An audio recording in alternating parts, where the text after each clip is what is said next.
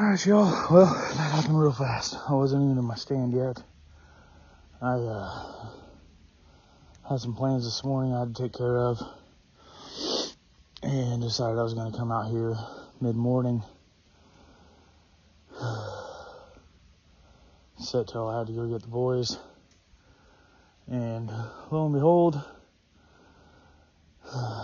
got me a little deer. I'm going to take up blood trailing now, So he was standing right up there, a little doe. I've walked about 20 yards to the direction that it went. My house is right there. I'm not even 100 yards from my house.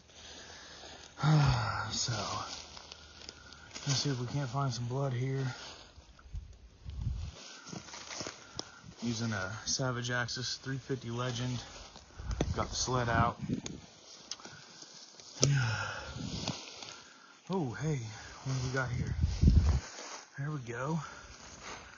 People say these 350s don't bleed. Well, looks like he's bleeding pretty good to me.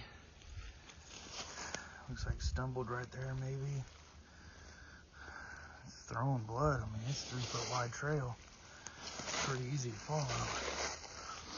Right there. Some on that log right there. Oh, hey, there it is. There it is, folks. Holy cow. Oh, this is deer number 2 off of our property. Jackson got him a nice buck.